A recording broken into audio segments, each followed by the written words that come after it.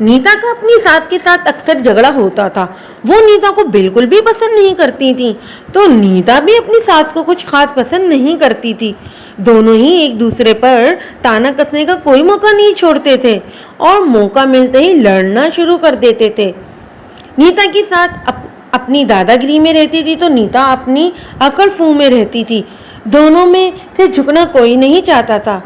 एक बार की बात है, नीता ने खाना बनाया और सब्जी में थोड़ा सा नमक ज्यादा हो गया, तो नीता की सास ने पूरे घर में सब्जी में डले नमक को लेकर कोहराम मचा दिया।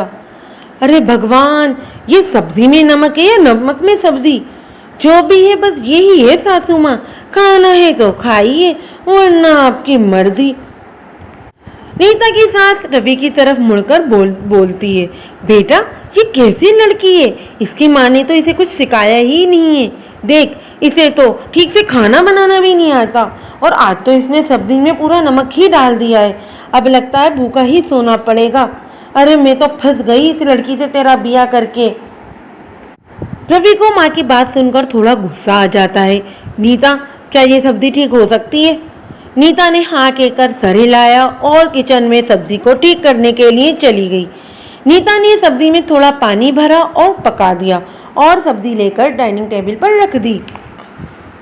जैसे ही नीता की सास ने वो सब्जी खाई, उन्होंने फिर से चिल्लाना शुरू कर दिया, अरे ये क्या है, इसमें तो पूरा का पूरा पानी भरा हुआ है, इसे कैसे खाएं?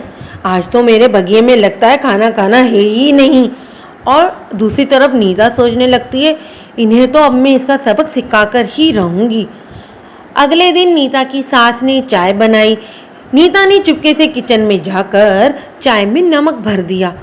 अब पता चलेगा इन्हें नीता से पंगा लेना कितना भारी पड़ता है। नीता की सास वो चाय लाकर रवि को दे देती हैं। जैसे ही रवि ने चाय पी, इसका सारा मुंह कड़वा हो गया। इसने सारी चाय थूक दी। अरे अम्मा, ये कैसी चाय बनाई है आपने, इसमें तो पूरा नमक ही नमक है। ये सुनते ही नीता जोर जोर से हंसने लगती है। नीता की हंसी को लेकर उसकी सास और नीता का बहुत बड़ा झगड़ा होता है।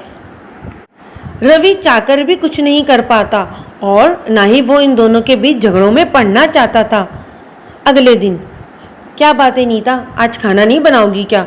मुझे ऑफिस जाना है, जल्दी करो भाई।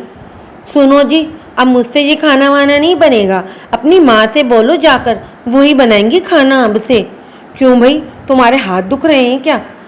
ना मेरे हाथों में दर्द है, ना ही मेरी तबीयत खराब है। अगर तुम्हें मुझसे खाना बनवाना है तो पहले इस बुढ़िया को घर से बाहर निकालो, सारा दिन मुझ पर दादागिरी झाड़ती रहती है। माँ घर छोड़कर नहीं जाएंगी। ठीक है, तो फिर मैं ही चली जाती हूँ ये घर छोड़कर, तुम रहो अपनी माँ के पास। ये कहकर नीता जोर जोर से रोने लगती है। रवि माँ के पास जाता है। चलो, नीता तो समझने को तैयार नहीं है, माँ को समझा लेता हूँ। जैसे ही रवि माँ के कमरे में आता है, माँ को उदास बैठा देखकर उसे बड़ी दया आती है। वो माँ से बिना कुछ कहे ही कमरे में वापस जा रहा होता है।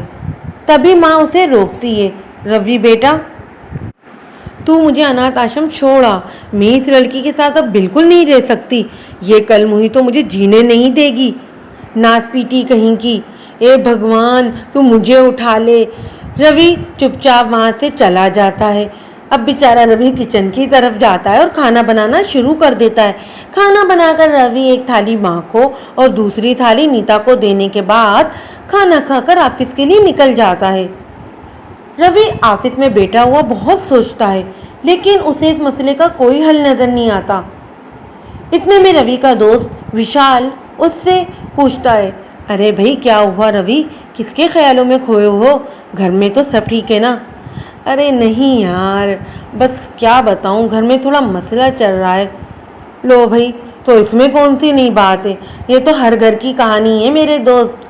पर मेरे घर में तो कुछ अलग ही महाभारत चल रही है। अरे छोड़ो यार, तू चिल मार। अपने दोस्त की बात सुनकर रवि उसकी हाँ में हाथों मिला देता है, पर वो चाहकर भी सब कुछ भूल नहीं पा रहा था। एक दिन नीता को अपनी सास से छुटकारा पाने का हल सोचता है।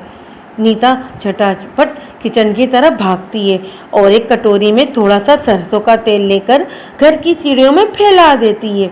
और मुस्कुराते हुए अपने कमरे की तरफ चली जाती है और चुपचाप जाकर बैठ जाती है। अब वो माँ के मंदिर जाने का इंतज़ार करने लगती है और सोचती है, अब तो इस बुढ़िया की हड्डी पसली टूट जाएगी, कितना मज़ा आएगा। अब पता चलेगा उसे नीता से पंगा लेने का नतीजा। तभी बैठे बैठे उसे नींद आ जाती है और वो सो जाती है। अचानक उसके कान में आवाज़ पड़ती है, नीता दीदी, नीता दीदी। आवाज़ सुनकर नीता जाग जाती है। अरे ये तो मेरी फ्रेंड गोहर की आवाज़ है, कितने दिनों बाद घर आई है ये। नीता खुश होकर कमरे से बाहर निकलती है और सीढ़ियों की तरफ भागती है। और भागते समय वो ये भूल जाती है कि इसने सीढ़ियों पर जो तेल फैलाया था। तभी नीता का पैर फिसल जाता है और वो गिर जाती है। अरे माँ, कोई तो आओ, कोई तो देखो, मुझे कितनी चोट लगी है, मैं गिर गई। नीता गिरते के साथ बावेला करने लगती है, हे भगवान, किसी को तो भेजो, कोई तो उठाओ आकर मुझे। नीता की दोस्त और नीता की सास उसके पास भागकर पहुंचती हैं। नीता दीदी, क्या हो गया आपको? उतने में उसकी सास भी बोलती है, अरे कितनी बार मना किया है तुझे संभल कर चला कर, लेकिन तू तो अपने आप को एरोप्लेन की तरह इधर से उधर भागती रहती है, कुछ कह दो तो महारानी का मुंह बन जाता है। नीता की सास जल्दी से डॉक्टर को फोन मिलाती है। थोड़ी ही देर में डॉक्टर आ जाता है। अरे माँ जी, इन्हें तो बहुत चोट आई है, ये सब हुआ कैसे? अरे क्या बताऊं डॉक्टर साहब, मेरी बहू सारा दिन एक पांव पर खड़ी होकर घर का सारा काम करती है, बेचारी थक गई होगी इसीलिए गिर गई। ओह डॉक्टर, इनको तो काफ़ी सीरियस चोट लगी है, अब तो इनको प्रॉपर कुछ दिनों तक बेड रेस्ट करना पड़ेगा। ए भगवान, मेरी बहू को जल्दी से ठीक कर दो, मैं हर मंगलवार को प्रसाद चढ़ाऊंगी। सास की बात सुनकर नीता बहुत शर्मिंदा होती है और नीता की सास घर के सारे कामों के साथ साथ नीता की भी खूब सेवा करती है। नीता को टाइम पर खाना देना, दवा देना, उसके पैरों की मालिश करना, ये सारी सेवाएं सास जब नीता के लिए करती है तो नीता को अपने किए पर बहुत पछतावा होता है।